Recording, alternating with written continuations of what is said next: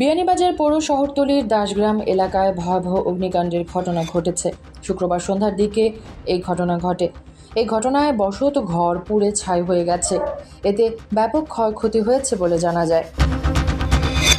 বিয়ানীবাজার উপজেলার শ্রেষ্ঠ শ্রেণী শিক্ষক নির্বাচিত হয়েছেন খলিল চৌধুরী আদর্শ বিদ্যানিকেতনের সহকারী শিক্ষক আব্দুল করিম মিলন।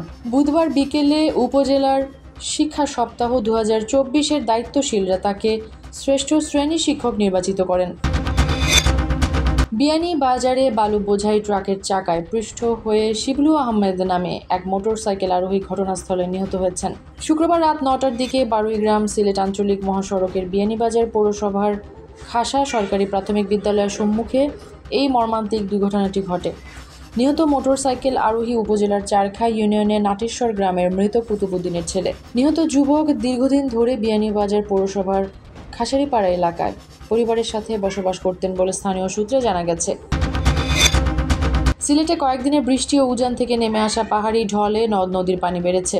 এরই মধ্যে সিলেটের দুটি নদ নদীর পানি বিপদসীমা অতিক্রম করেছে।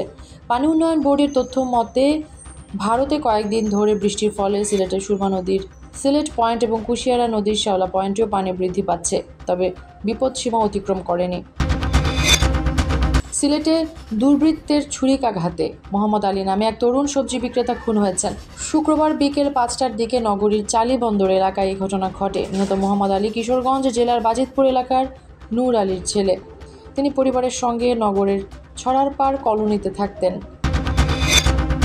সিলেটের জালালাবাদ থানা এলাকায় চিরাখাই বিলে নৌকায় খেলতে গিয়ে পানিতে পড়ে শামীমা বেগম নামের এক স্কুল ছাত্রীর মৃত্যু হয়েছে।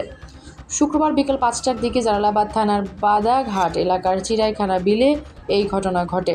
নিহত শামীমা বাদাঘাট নীলগাঁও গ্রামের আলী আহমদের ছেলে।